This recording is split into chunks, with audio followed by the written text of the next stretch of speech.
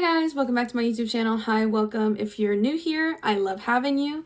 Today is the second video of this grind thing that I'm doing. I went to the Dynamite and Collision taping in Peoria.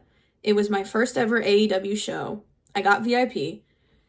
And I wanted to share my experience on, what VIP was like, because when I was, getting VIP and trying to see what everyone's experience was, there wasn't a whole lot of video out there or just talk about it in general as to what to expect. So I thought I would make a video, talking about that.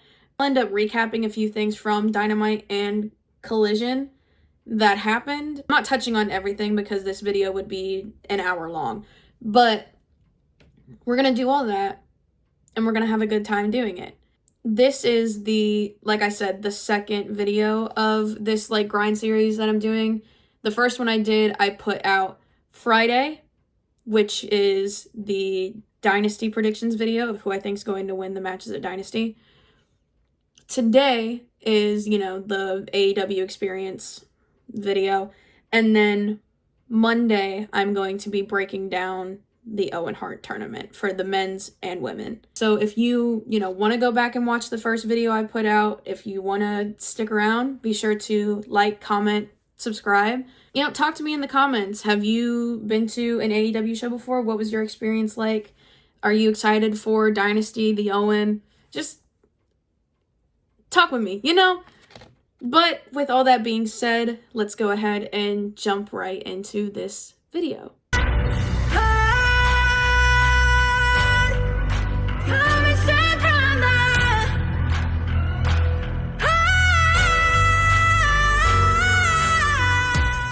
So the first thing I want to touch on, and I have my handy dandy little notebook here because I took notes of everything that was going on. The first thing I kind of want to touch on is kind of like the breakdown of what happened exactly at the VIP experience. So we got there to the box office at 4:30. And at 4:30, we went inside, obviously went through security, and went to a table for check-in. Now, at check-in, we got our VIP lanyards. Mine's somewhere. I think it's still in my suitcase. I haven't unpacked it yet. We got our VIP lanyards, and we got a goodie bag of merchandise and souvenir stuff to take home with us. I will show you some of these. I opened it already. I am a few days removed from this, so obviously I wasn't going to let this sit. So I got this AEW All Elite Experience hat. I'm not a hat wearer, but I like a good souvenir. I collect hats of different sports teams and stuff, and I'm just gonna probably add this to my little collection in my closet, and that's gonna be that. The next thing that we got, let me go ahead and grab it, is this turnbuckle. I was desperately looking for things like this to, kind of put on this wall that I'm starting of wrestling merch and wrestling souvenirs and all that kind of stuff. This will be going on the wall. I don't know how I'm going to put it on the wall yet, but it will be there. So yeah, it's just it's a nice little keepsake of the event, And then the last thing, we did get some micro brawlers. I have them sitting right here. Hold on. I have them sitting right here. We got these mystery micro brawler packs. I already opened them. Those are kind of just little keepsakes, While I was checking in, Corey, the guy that runs the VIP situation, he looked and saw my Will Ospreay shirt that I was wearing. He was like, "Oh, I like your shirt." And I was like, "Oh, thank you." And he was like, "You're really going to like what's in your merch bag." And I was like, "What do you mean?"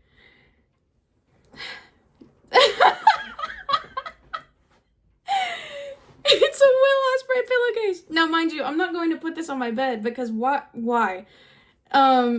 First of all, it doesn't match the blanket setup. My bed's not made. That's horrible. It doesn't match my pillows or anything like that. So I'm probably going to hang it on this wrestling wall that I have as a flag is what I'm thinking. I'm still kind of workshopping it, but I want to display it somehow because obviously if you know me, or if you've watched any of these videos before, Will Ospreay is my favorite wrestler. So we're gonna go with that. Those were the things I got. It came in this like sweatshirt material drawstring bag, which was really nice because it felt like good quality.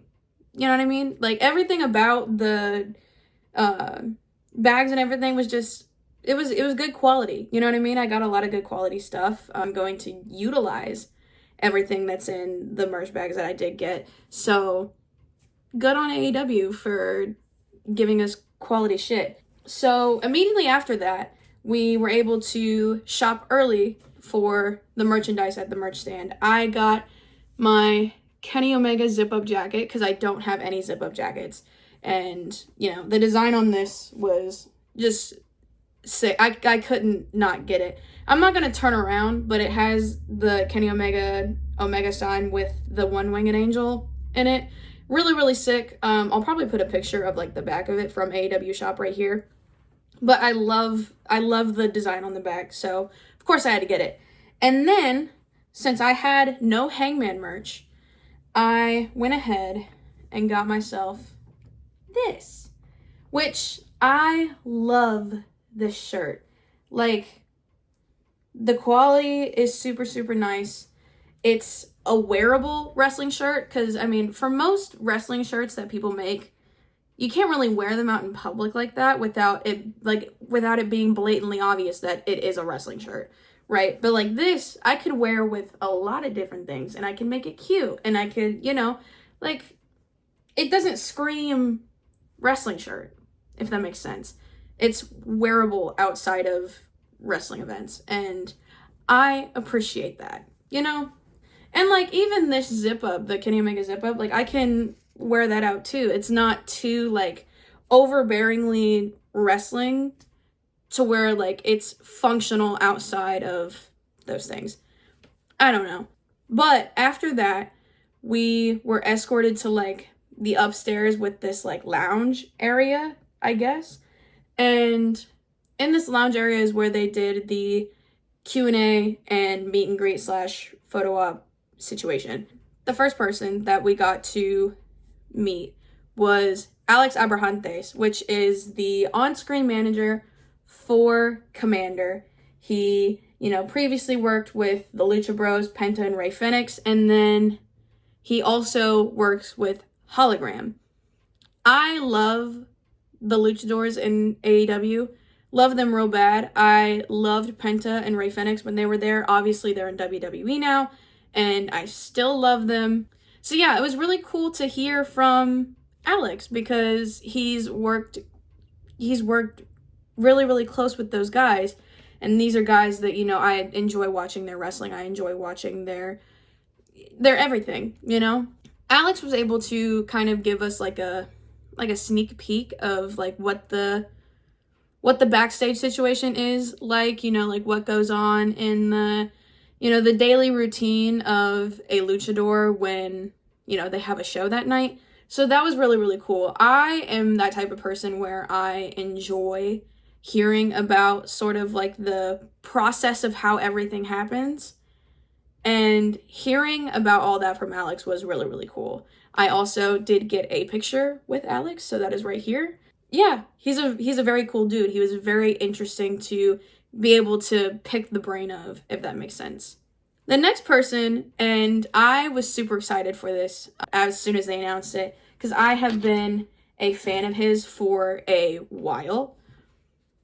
I'm talking about AR Fox. AR Fox to me is just, he's somebody that when I think of people that I want to be pushed in AEW or other promotions like Ring of Honor, I think of AR Fox because to me, AR Fox has such a good like charisma about him, and not only that, but his in-ring work is stellar. I mean, I'm a big fan of AR Fox. So he came in, I believe it was his first time doing like the Q&A thing for the VIP experience, and he did a great job with it. You know, we were able to ask him like who he sort of looks to in AEW for, you know, advice and things like that. We asked him who he would want to wrestle in AEW again, and he also chose Will, but he wanted it to be in like a longer time frame. So naturally, when I got to go up to him, of course I had to politic for the rematch between AR Fox and Will Ospreay, because that match that they had, even though it was as short as it was a really, really good match. And I think they should run it back for a longer amount of time, give them more time to cook, because the little time that they had to work with for, I believe it was a Dynamite episode, the little amount of time that they had to work with was still amazing. So I can only imagine if you give them more time and give them more stuff to do, you know, it'll be a great match. Here's my picture with AR Fox. After I posted this on Twitter, actually, he followed me. So that's my mutual. That's oomph, you know, like, and yeah, AR Fox, if you're watching this, hi. But yeah, so I got to meet AR Fox. He's a really, really cool dude. And yeah, I can't believe that he followed me on Twitter. That was crazy to me. After this, and I think out of all of the meet and greet ones, I say that AR Fox kind of surprised me a little bit, but I think that this one was the most surprising just because I have been questioning where the hell this guy is for probably a couple months now, at least. I did not know he was going to be here. I did not know that, you know, it was one of those things to where, like, he's talked about retirement so much, I was like, is he coming back? Like, is he not? Like, what are we doing here? But Jeff Jarrett and Jay Lethal and Karen decided to come into the Q&A session, and that was really interesting. Obviously, like, Jeff Jarrett was talking about, you know, his old times in, you know, WCW and TNA. I couldn't really relate to some of the older matches and stuff he was talking about, obviously, because I am young and I don't watch every single wrestling match that happens ever. But when he started talking about TNA, I started, you know, it started jogging my memory a little bit. You know, we were able to talk to him about those kind of things, ask him questions about, you know, what he wants for the rest of his career that he has with AEW. He did drop a hint about possibly trying to go for the world championship in some way. Wink, wink. Yeah, so we were able to get pictures and stuff with all of them too. That is also right here. They were all really, really cool people. Karen was super, super sweet. Jay Lethal was, you know, just a very, like, outgoing personality. And then Jeff Jarrett was also really, really kind as well. But yeah, very, very great people. Very, very interesting to talk to. All of the people that we met during the Q&A and meet and greet were great people that they picked. And I think that that was a good thing because you got a wide range of, you know, different types of people that work within AEW. You know what I mean? So I liked it. I liked it a lot. After that, though, we went ringside. We went ringside to take championship belt pictures on the ramp, you know? And as I was doing that, I was trying to figure out which belt I wanted to take a picture with because initially it was only one. Right, you had to pick between the AEW World Championship belt and the Women's World Championship belt. So, you know, I was trying to decide which one I wanted to do. And the guy that was handling the belts was like, you could just do both, and handed me both belts. And I was like, okay. So that is my picture with both belts. And if I may say so myself, it is a really good picture.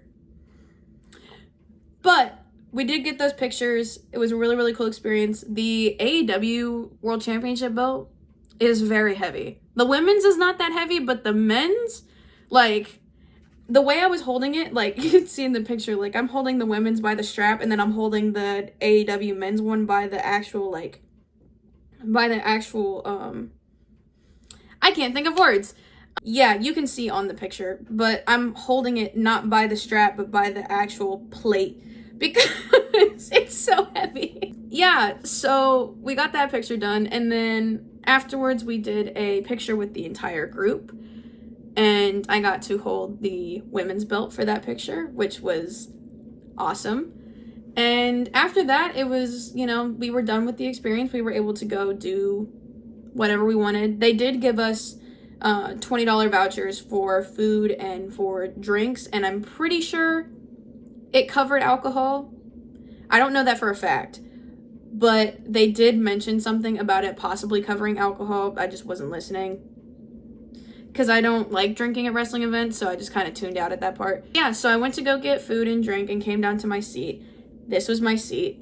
As you can see, I was very close. But the front row and second row seats for the VIP was not that expensive at all. Like, in comparison to, other promotions or other events, like, I have paid more money, double or triple almost, for those same type of seats, but I got more out of it with AEW. So, you know what I'm saying? Like, to me, it was worth it, in my opinion. And, like, even the ones that they did have for, like, first and second row that weren't necessarily VIP, those were also very inexpensive, too. I even looked on Ticketmaster the day of Dynamite and Collision, and, prices were still very, very cheap. In my opinion, if you want to go see good wrestling, if you, are there to just watch pure wrestling, then it's absolutely something to take advantage of, because they have fair ticket prices, and, you get a good show out of it. So, but yeah, so I got to sit second row. Very, very good experience. I think the one thing I learned, though, is that if I do go to another AEW show, because it is so inexpensive, I will most likely not sit anywhere other than first and second row. I'm debating if I would ever sit on the ramp again, just because of, obviously, the cameras and security being such a heavy presence in front of things, and it was hard for me to take pictures. But I still think it was a good experience. Now, to get into some of the things I want to kind of talk about for Dynamite and Collision, I'm going to make this super quick. I'm not going to, overanalyze anything. The tag match to open Dynamite was chaos, but it was also a very, very good match. Mox and Marina versus Willow and Swerve. At the very end, Mox hit Willow with a Death Rider DDT, and it spooked the hell out of me. It spooked me. I love Willow, and I love Mox, but Mox, you're crazy as shit for that. This also was the same Dynamite that revealed the brackets for the Owen Hart tournament. I'm not going to go too far into the Owen Hart itself for the men's and women's, but I will sort of say which matches were announced for the quarterfinals for the Owen Hart. And I wrote all of them down because handy dandy notebook. First, we have Will Ospreay versus Kevin Knight. Kevin Knight replaced Jay White because Jay White got injured, which is super unfortunate. But, as someone that has been wanting Will and Jay to face off at some point in AEW, I'm glad it didn't happen under the Owen Hart. I want that to be a feud, a legitimate, feud. And maybe that's something that happens when Jay White comes back. I don't know. But, we have Will versus Kevin Knight. They ended up tag teaming on Dynamite, and they had a really, really good match on there. Now they're going one-on-one on Dynasty, which is interesting. Next, we have Konosuke Takeshita versus Brody King. That is going to be a really good match. I'm actually super, super excited for that match. It is gonna be, yep, it's gonna be good. Just trading blows the whole damn time. I love to see it. I love to see it. And then on the other side of the bracket, we have Kyle Fletcher versus Mark Briscoe, which is also on Dynasty. I am also very excited for that match. Mark Briscoe is probably one of the most resilient wrestlers, both in and out of ring, that I've ever seen. And Kyle is just, this dominating force that, won't stop coming at you until you just, lay down and, So that's going to be a really, really good match that I am also super excited for. And then the last one we have is Hangman Adam Page versus this wild card. So I have a couple thoughts as to who this wild card could be. I'm not going to elaborate on them until my video on Monday, but there's a few things there that it could be, actually. And then for the women's side, which I will also get into this in the video for the Owen Hart tournament, but Mercedes versus Julia, which is on Dynasty, and then Harley Cameron versus Athena, which I am very confused as to why you would put Mercedes and Athena on the same side of the bracket, but I'm gonna let you cook for a second and until I see what you're cooking, and then we can judge from there. After that, we have Jamie Hayter versus Billy Starks on the other side of the bracket, and Thunder Rosa versus Chris Statlander. All very, very good matches. I don't know. I think this Owen Hart is shaping up to be a really, really good tournament, in my opinion. There are a few names both on the men's and women's side that I am disappointed aren't on there. For example, like the women's, where's Willow Nightingale? Hello? And then obviously the men's, I wanted Jay White to be in it, but he's injured. Orange Cassidy as well. That is the men's and women's brackets revealed. Very, very interesting. Very, very exciting. I will break it down more in the next video that I put out on Monday. But yeah, yeah. The last thing I did want to touch on was the ending of Dynamite with Swerve trying to hunt down Mox and Hangman coming up to him and being like, this is a waste of time. I never want to see you hold an AEW World Championship, and I made a promise that I would never let you hold that championship. And then they start going at it, and Hangman's like, Hangman's throwing shots at Swerve, and Swerve's like, well, you burnt my house down. And Hangman's like, you deserve it. And Swerve was like, I know. Those two are wrestling soulmates. Like, point blank, those two are wrestling soulmates. And I think that Hangman is going to have a bigger part in this whole story with Swerve than what we think. There's a chance that he could interfere in that championship match on Sunday and be the reason why Swerve wins it. I don't know. I feel like we are so close to this Hangman face turn. We are so damn close. We're so damn close. And we're right there. We just need to push it over the edge a little bit. Please. I've been waiting for this Hangman face turn for so goddamn long.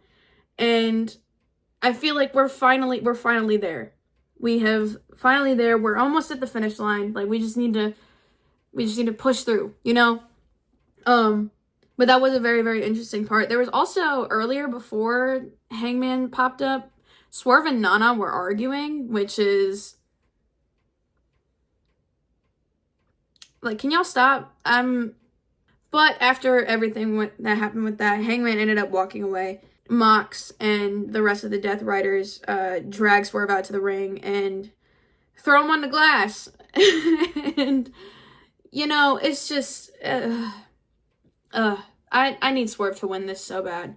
I love Mox, and I love Claudio, and I love all of them in the Death Riders individually, but this group thing together is pissing me off, actually. I need it to end. I need them to go their separate ways and do their own thing at some point, because this is... I don't know, and maybe that's just the stable / faction hater in me, but I need them separated. And now, getting into Collision. Collision hasn't aired yet at the time that I am putting this video out. I'm not going to spoil too much of it, I just wanted to talk about a couple matches on there. The first one being Proto Shida, Kyle Fletcher, and Konosuke Takeshita versus Powerhouse Hobbs and Tomohiro Ishii.